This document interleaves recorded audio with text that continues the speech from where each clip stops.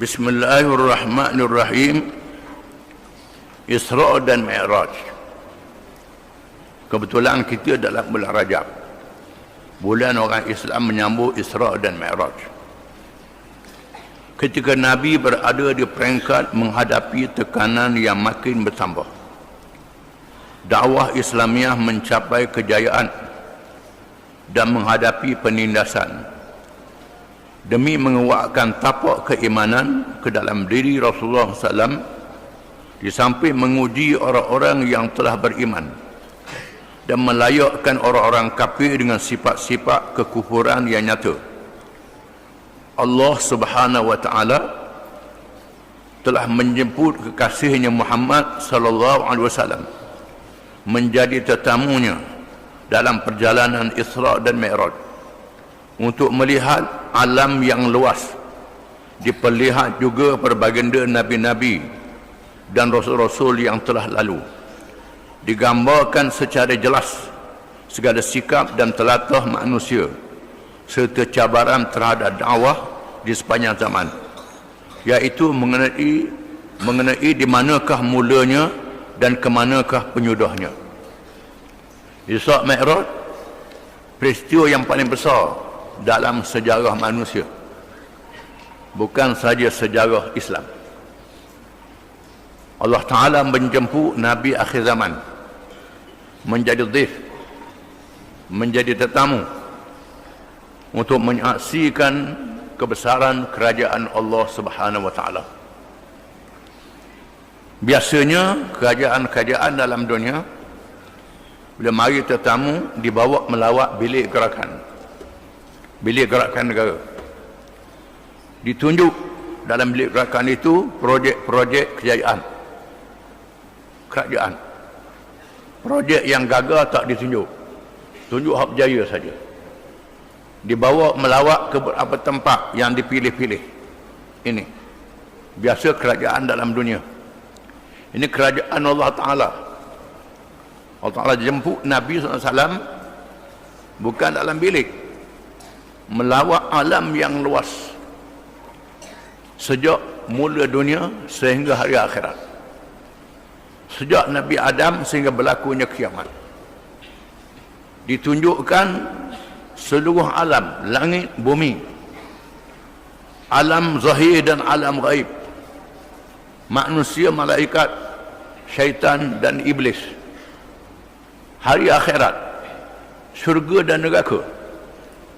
Walaupun jauhnya tak boleh diukur dengan jarak kilometer, tak boleh nak ukur, terlalu lama. Jarak masa tak boleh nak ukur. Allah Ta'ala buat dalam masa satu malam saja. Ini kekuasaan Allah Subhanahu wa taala. Allah Ta'ala Maha berkuasa, boleh menunjukkan kepada Rasulnya Muhammad SAW seluruh alam ini, menandakan kebesarannya hanya pada satu malam saja, untuk memberi semangat kepada Nabi SAW yang sedang menghadapi tekanan yang dahsyat di Mekah, untuk menyatakan bahawa semua kerajaan-kerajaan yang besar yang ada di seluruh dunia, Rom, Parsi, China, India, Mesir, Greek di zaman dulu, termasuklah Rusia, Amerika, Eropah, China yang ada di hari ini, yang kita lihat besar sangat, kaya sangat, kuat sangat, itu hanya habuk yang halus di hadapan kekuasaan Allah. Lebih halus pada habuk yang halus lagi.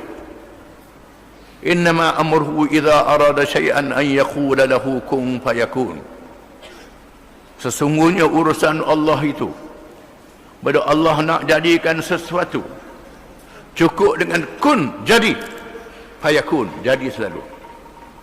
Ini kekuasaan Allah SWT. Ayat yang disebut dalam surah Yasin, Yasin qalbul Quran, hati Quran, yang dibaca oleh orang Islam acap kali, baca untuk orang yang hampir nak meninggal dunia, dibaca malam Jumaat, dibaca bila susah. Ayat ini menyatakan kekuasaan Allah hanya dalam satu ayat itu. Allah boleh menjadikan alam dalam sekelip mata, lebih cepat pada sekelip mata lagi. Maka jangan berasa pelik Allah Ta'ala melakukan Isra' dan Mi'raj hanya pada satu malam sahaja. Tujuannya untuk menguatkan semangat Nabi-Nya Muhammad sallallahu alaihi wasallam, untuk menguji orang-orang yang beriman. Orang yang telah beriman diuji iman mereka, sejauh mana mereka percaya kepada Allah, percaya pada Nabi Muhammad sallallahu alaihi wasallam. Menyebabkan iman mereka diuji, sangat mencabar, diuji. Hanya orang-orang yang pilihan As-Siddiq Abu Bakar radhiyallahu anhu, orang yang terus mengatakan ini benar. Orang lain dalam keadaan yang serba salah, barulah ikut Abu Bakar. Ini sehingga mak saudara Nabi Atikah binti Abdul Muttalib, bila Nabi cerita, mak saudara kita, jangan cerita korang lah, ini bahaya. Jangan cerita korang, ini bahaya. Orang tak percaya, apa yang nak percaya ni, tak percaya ni. Tidak, Allah Ta'ala suruh menyampaikan, mesti menyampaikan, untuk menguji keimanan manusia, kepercayaan mereka kepada Allah dan benarnya Nabi Muhammad sallallahu alaihi wasallam. Para ulama telah berselisih faham pada menentukan tarikh berlakunya Isra' dan Mi'raj. Walaupun masyhur dalam bulan Rajab di sisi orang awam, sebenarnya para ulama khilaf menentukan tarikh Isra' dan Mi'raj, kerana mereka sibuk di masa itu dengan perjuangan Islam. Tak ambil kira sangat nak catik tarikh ini, tak ambil kira, kerana masing-masing sibuk dengan tekanan, dengan penindasan yang sangat dahsyat. Ada yang berpendapat berlaku peristiwa itu di tahun pertama Rasulullah SAW dibangkitkan menjadi Nabi. Pendapatnya dhaif. Tahun yang pertama dia bangkit jadi Nabi, sudah berlaku Isra' dan Mi'raj. Mula-mula ini kau yang lemah. Ada yang menyatakan tahun kelima selepas itu, ada mengatakan tahun yang kelima selepas itu, selepas jadi Rasul, jadi Nabi. Pendapat ini ditarjihkan oleh Imam Nawawi dan Qurtubi. Ada yang menyatakan berlakunya pada malam 27 Rajab, tahun ke-10 selepas nubuwah. Pendapat ini ditarjihkan oleh Al-Allamah Al-Mansur Puri, ulama dari India. Ada yang menyatakan berlakunya 16 bulan sebelum hijrah, 16 bulan sebelum hijrah ke Madinah, yaitu pada bulan Ramadan. Bulan Ramadan tahun ke-12 selepas nubuwah. Ada yang menyatakan berlakunya setahun 2 bulan sebelum hijrah, yaitu pada bulan Muharram. Ada yang mengatakan bulan Muharram berlaku Isra' dan Mi'raj. Tahun ke-13 selepas nubuwah jadi Nabi. Ada pula yang berpendapat ianya berlaku setahun sebelum hijrah, yaitu pada bulan Rabiul Awal, tahun ke-13 selepas nubuwah. Wallahu a'lam bissawab. Ini ulama khilaf dalam menentukan bulan dan tahun berlakunya Isra' dan Mi'raj. Walaupun masyhur kalangan kita 27 bulan Rajab, sebenarnya ulama tidak sepakat dan menentukan tarikh ini. Masyhur saja 27 bulan Rajab. Maksud Isra' itu ialah perjalanan yang menakjubkan di waktu malam, bermula dari Masjid Haram di Mekah sehingga ke Masjid Aqsa Baitul Maqdis. Itu Isra', berjalan waktu malam. Manakala maksud Mi'raj itu perjalanan selepas melalui 7 langit sehingga ke tempat yang tidak diketahui oleh makhluk akan hakikatnya. 7 langit yang ke-7, mengatasi 7 lapis langit, Sidratul Muntaha. Ini Mi'raj. Jarak di antara bumi dengan bintang-bintang yang ada, yang kita nampak pada hari ini. Ada antaranya jarak berjuta tahun perjalanan cahaya. Bintang-bintang ni duduk di bawah langit dunia. Langit yang pertama. Ini berjuta-juta tahun perjalanan cahaya. Bukan perjalanan suara. Kapal terbang kita tengok perjalanan suara. Kapal terbang dah jauh bawa siapa, dia punya bunyi suara dia. Itu laju pada suara. Ini laju pada cahaya. Di mana cahaya lebih laju pada suara lagi. Ini tak boleh nak cipta alat yang laju macam tu, terbakar, panah, meletup. Tak boleh, manusia tak boleh nak buat enjin. Ini Isra' dan Mi'raj, 7 petala langit. Kalau manusia tak boleh nak redah ni, yang pertama tak boleh nak redah dah. Bintang-bintang di bawah langit dunia tak boleh nak redah dah. Boleh royak sampai ke bulan. Dia beritahunya nak tinggi tak boleh. Marikh itu satu bintang saja yang duduk teraka oleh ahli sains pada hari ini. Ini kehebatan Allah Ta'ala. Allah telah menyebut peristiwa Isra' dan hikmahnya dalam Al-Quran dengan firman-Nya, Subhanalladzi asra bi'abdihi laylan minal masjidil haram ila al-masjidil aqsa alladzi barakna hawlahu linuriyahu min ayatina innahu huwas sami'ul basir. Maha suci Allah yang telah memperjalankan hamba-Nya pada suatu malam dari Masjid Haram ke Masjid Aqsa, yang telah kami berkati sekelilingnya agar kami memperlihatkan kepadanya sebahagian dari tanda-tanda kami. Sesungguhnya Dia adalah Maha mendengar lagi Maha melihat. Ini tentang Isra', tentang perjalanan dari Mekah ke Masjid Aqsa. Ini tentang Isra'. Tentang Isra' ini pun Allah Ta'ala memuliakan perkataan Subhanalladzi, Subhana. Sudah semakin kita sebut Subhanallah, Subhanallah, Subhanallah. Rukuk Subhan Rabbil Azim, sujud Subhan Rabbil A'la. Subhana, perkataan Subhana, Maha Suci. Subhana dalam bahasa Arab mengikut ilmu nahwu maf'ulul mutlaq, perbuatan yang terlalu kuat, lebih daripada sesuatu yang kita fikir. Maha suci Tuhan, Tuhan yang maha suci, yang tak ada bandingan dan tak ada tandingan. Disebut dalam hadis, kita sebut lepas mayang 33 kali subhanallah alhamdulillah Allahu akbar, itu pahalanya laksana pasir-pasir yang ada di bumi. Ini sudah mayang tembak lari dah, tembak lari pas mayang dah, dan kata Allah alhamdulillah Allahu akbar. Ini pahalanya meliputi langit dan bumi, kebesarannya. Dia ampunkan dosa-dosa yang kecil sebanyak pasir. Ini kelebihan Subhana, alhamdulillah, Allahu akbar. Subhana, maha suci Tuhan yang telah menjalankan hamba-Nya di waktu malam. Asra, menjalankan, bukan Nabi Muhammad berjalan sendiri, bukan Nabi Muhammad berjalan sendiri. Dalam bahasa Arab, Sara Yasri, berjalan sendiri.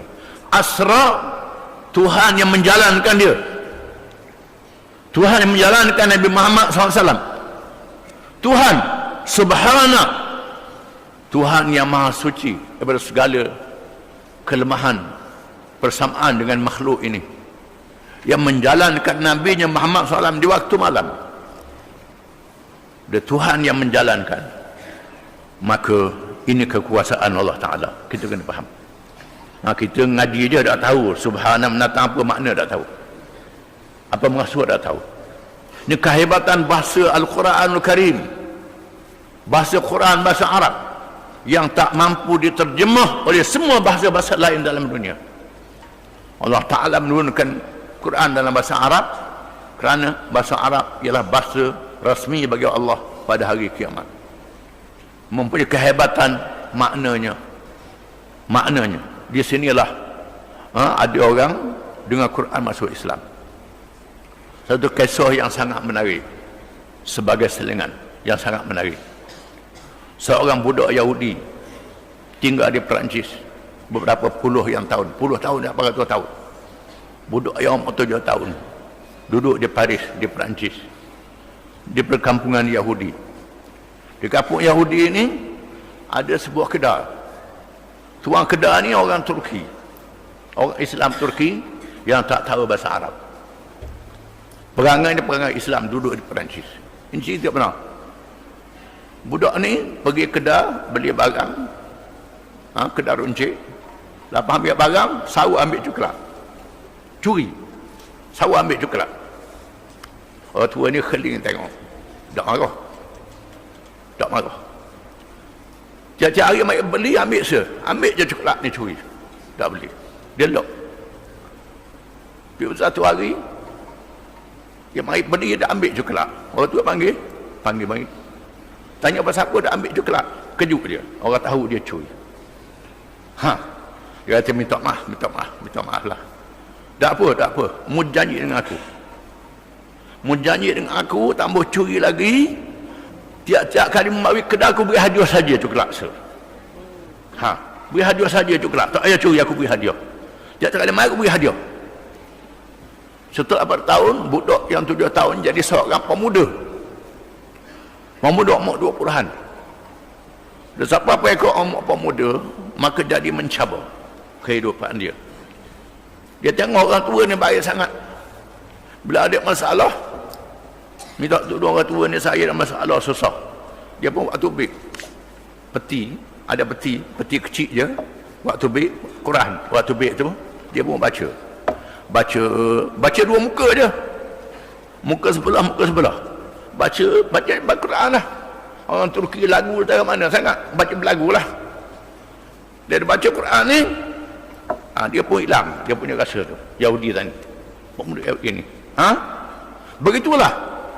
Bila dia mari baik dengan orang tua ni, baik, akhirnya orang tua ni meninggal dunia, mati anak dia temu anak dia, temu anak orang Turki ni.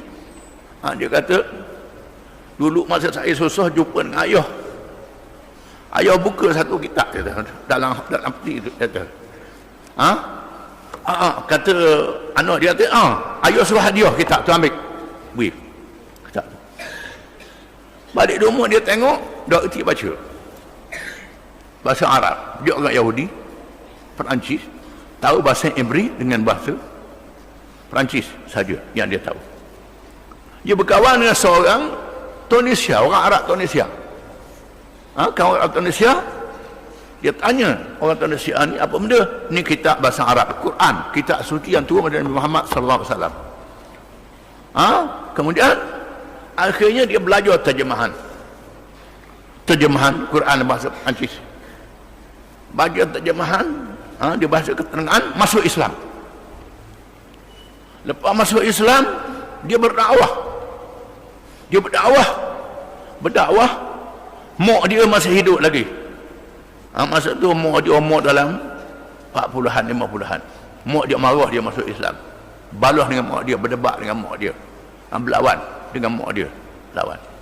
Dia berdakwah sehingga dia berjaya mengislamkan lebih kurang 6,000 orang di Eropah. 6,000 orang Eropah, orang putih dia islamkan. Lepas tu dia pergi ke Afrika, pergi ke Senegal, pergi ke mana? Masuk dalam kabilah Zulu di Afrika, berjaya mengislamkan berjuta orang Zulu. Jutaan Zulu masuk Islam di Afrika. Dia meninggal dunia baru dalam 7-8 tahun lepas meninggal dunia. Baru episod ini meninggal dunia. Orang baru tahu cerita ni, mengejutkan. Mak dia yang Yahudi tadi, anak dia mati. Bila dengar anak dia begini, masuk Islam, mak dia pula. Mak dia masuk Islam. Ini mukjizat Al-Quran Karim. Ni, kita sedar Quran ni. Tapi dia nak lawan Quran macam. Nak lawan Quran, tak tahu. Ini orang Eropah, orang Perancis. Kalau kita ni, Asia, Melayu, Cina, India, bukan orang putih. Tunjuk lebih pada orang putih lagi. Lebih pada orang putih lagi nak lawan Quran. Ni mukjizat Quran. Jadi begitulah kehebatannya. Subhana, perkataan subhana menceritakan Isra dan Mi'raj. Perkataan yang sangat hebat. Allah juga menyebut kisah Mi'raj dan hikmahnya dengan firman-Nya. Mi'raj disebut dalam surah yang lain. Wa laqad ra'ahu nazlatan ukhra inda sidratil muntaha indaha jannatul ma'wa id yakhsha sidrata ma yakhsha ma azagha al-basar wa ma tagha laqad ra'a min ayati rabbihil kubra. Suratul Najm ayat 13 hingga 18. Dan sesungguhnya Muhammad telah melihat malaikat Jibril dalam rupanya yang asli pada waktu yang lain, yaitu di Sidratil Muntaha, tempat yang paling tinggi di atas langit yang ketujuh. Di tempatnya ada syurga Jannatul Ma'wa, tempat tinggal. Muhammad melihat Jibril ke Sidratul Muntaha, diliputi oleh sesuatu yang meliputinya.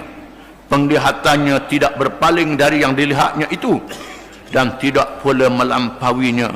Sesungguhnya dia telah melihat sebahagian tanda-tanda kekuasaan Tuhannya yang paling besar. Ayat ini menyatakan Nabi melihat Jibril di Sidratil Muntaha. Sidratil Muntaha ni di atas langit yang ketujuh.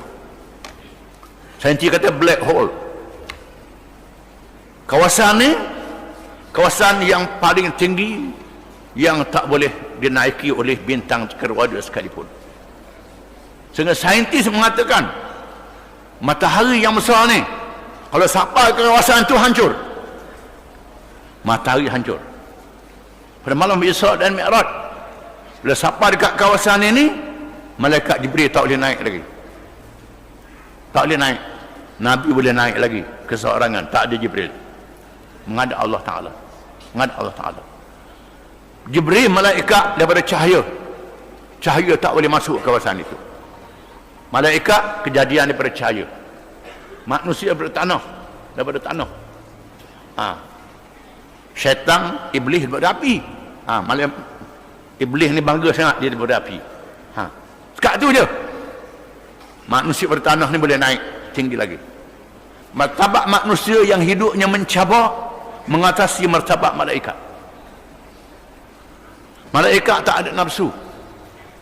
Makan dok, minum dok, laki dok, puang dok, nikah kahwin dok. Tabiinya taat semata-mata pada Allah Ta'ala. Ni malaikat. Tak ada nafsu. Tak ada apa. Dijadikan untuk taat semata-mata. Tengok maksiat tak berasa. Ni malaikat Jibril, malaikat. Makhluk malaikat.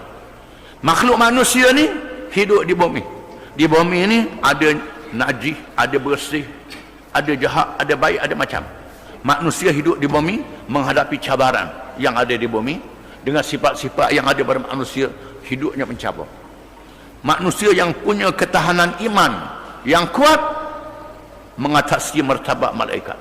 Ini kerana manusia perjuangannya, hawa nafsunya menyebabkan dia mencabar oleh malaikat. Maka manusia yang boleh mengatasi hawa nafsunya lebih tinggi pada martabat malaikat. Nabi-nabi dan Rasul alaihi wassalatu wassalam mengatasi martabat malaikat. Ini kehebatan nabi-nabi, rasul-rasul. Nabi Muhammad semulia nabi-nabi alaihi wassalatu wassalam dibawa tempat Sidratil Muntaha. Di Sidratil Muntaha ni Allah Ta'ala tunjuk Jibril dengan rupa yang asal, nampak pada Nabi. Malaikat makhluk ghaib kita tak nampak. Jin makhluk ghaib. Kalau nampak mengupa, itu bukan rupa asal dia. Dia boleh mengupa macam-macam. Malaikat biasanya mengupa manusia yang cantik, yang lawa. Adapun jin, syaitan boleh menyerupa macam-macam. Rupa burung, rupa ular, rupa anjing. Dia boleh mengupa. Rupa macam-macam lembaga yang besar. Itu bukan rupa asal dia. Asalnya makhluk ghaib. Di Sidratil Muntaha, Nabi ditunjukkan rupa asal malaikat Jibril yang mempunyai sayap-sayap yang banyak. Tak boleh dibilang banyak sayap dia. Banyak. Rupa yang sangat cantik. Satu sayapnya memenuhi uput sayup mata memandang. Ini kekuasaan Allah, kebesaran makhluk Allah Ta'ala. Ditunjuk Sidratul Muntaha untuk mengatakan bahawa Nabi sampai Sidratul Muntaha pada malam Mi'raj. Ini ayat surah An-Najm. Surah Isra tadi, Isra. Ini Mi'raj. Nabi siapa di situ, menandakan Nabi diterima menjadi tetamu Allah SWT. Wallahu a'lam.